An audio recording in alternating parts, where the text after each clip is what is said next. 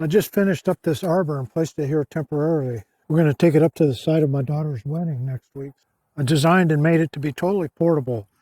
I can take the side boxes off, and it's lightweight, made of 2x4s, 2x6s. These side flower boxes are meant to weigh it down, so I can fill this with retaining blocks and put some flowers over it, but it's definitely designed to be portable. I'm going to split the video up into two parts. First part will be the boxes, and then the second part will be the arbor itself. So stick around and I'll show you how this arbor came together.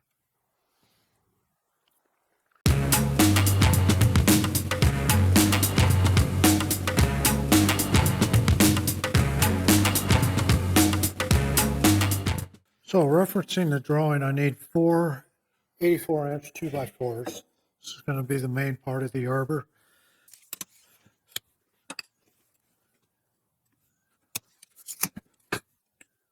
Sneak up on the pencil line. I don't want to cut the pencil line. I'll just sneak up right to it. And I'll do that on all my cuts, and hopefully they'll come out exactly the same.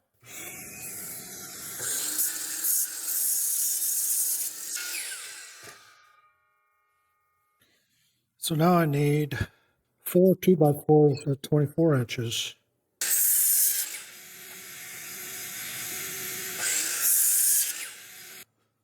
Now to make the cut list easy, what I do in SketchUp is I build all the components and lay them out, and that's my cut list. And in the drawing, I'll take a copy of each of those components and build the arbor or whatever I'm building. And that way I have a section that's just the cut list, and then the section of the built arbor. And maybe I'll do 2 or 3 different designs in SketchUp to figure out which one I like.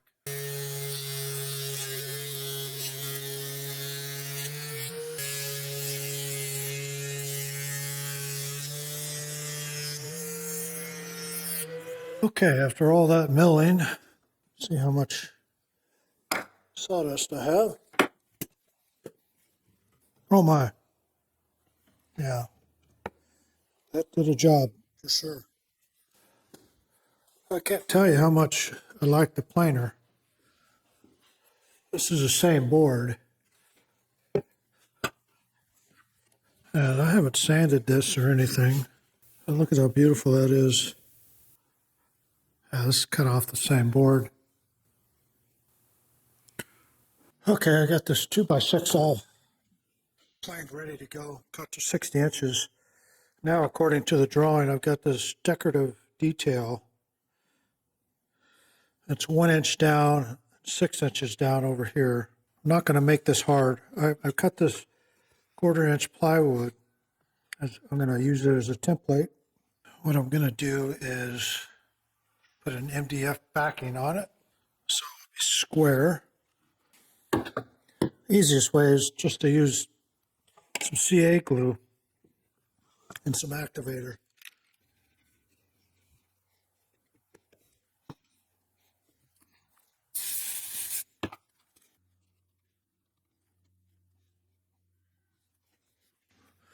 Just got to give it like 10 seconds.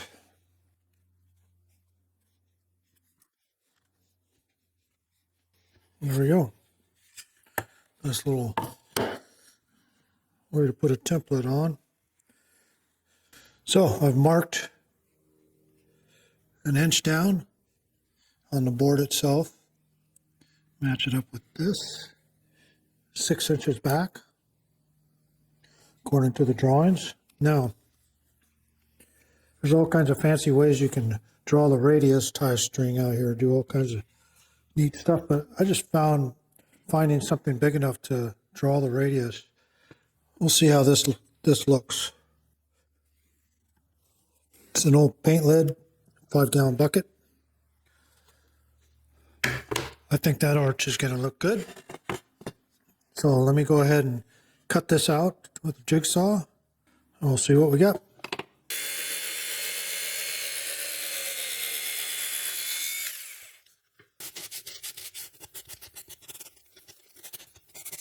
Got a template. The line sure is flush.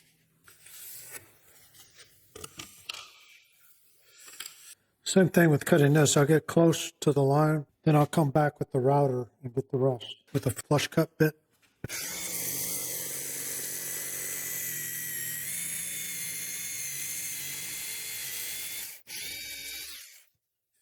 So I have these four 17-inch pieces already been through the planer, cut to 17 inches. These are going to go above, kind of a decorative slash support and drawing show that.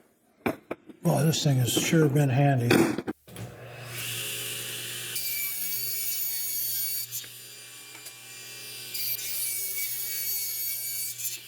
So these are the 17-inch decorative pieces, 45 degrees cuts, and then I'll do an arch right here. But I set up my stop block to do the 45s.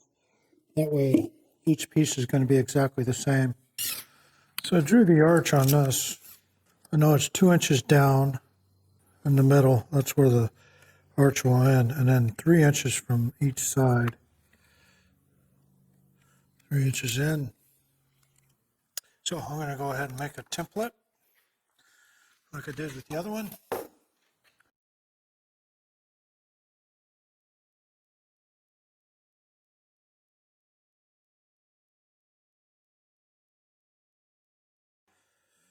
So I'm going to set up my router table with a flush cut bit with the bearing at the top. It's the only one that I've got that's 1.5 inches, so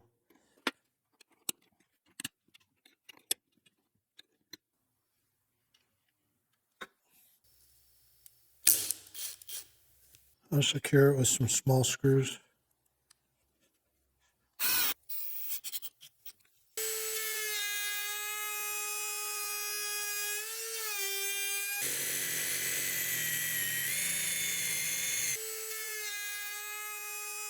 This one. There's a 2x4, 4 inches down from the top. If you look on the drawings, make sure they're both in the same place on each of these. And at the bottom, this is where the planter boxes will be attached. So I know, let's verify they're 18 inches up. So 18 inches up. I'm going to have another 2x4.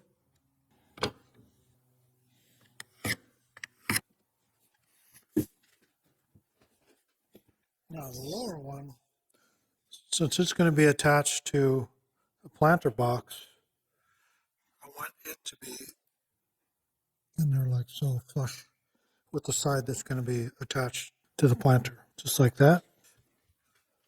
Oh, I'm glad I built this table. Ever said that before? Once or twice. Just like that. Okay, I'm going to use these 3-inch decking screws, outdoor decking screws. I'm going to pre-drill.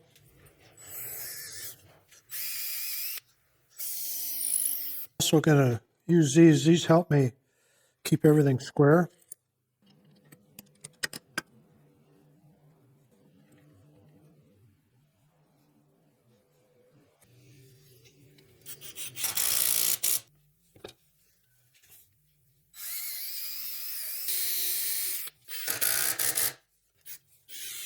Okay, one side of it is done. This is before the lattice gets put on it.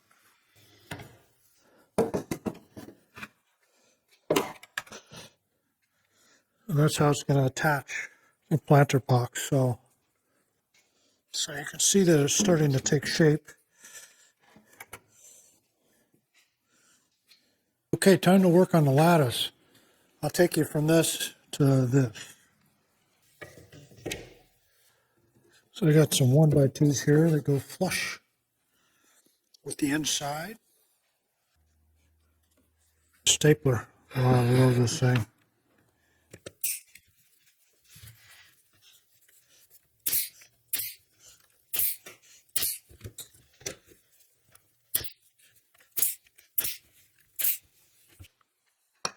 So now I'll have to do these cross members, flip it over. 5 inches down from the top board. It's in the drawing is 5 inches. As long as these two are aligned, it should be square, but Always verify that.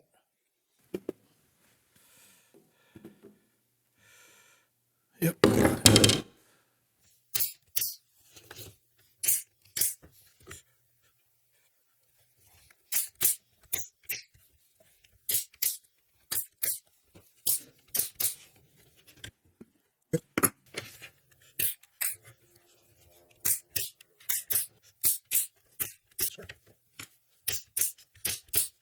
Okay, I got these set up 36 inches apart. That's how I designed it.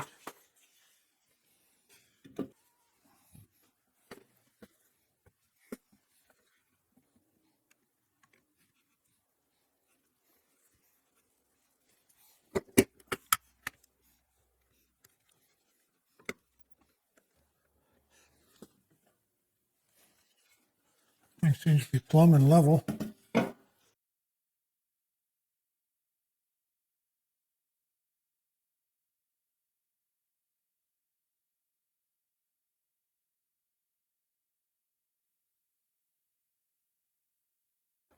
So this is a product I decided to use. It's a waterproofing stain and sealer, redwood color.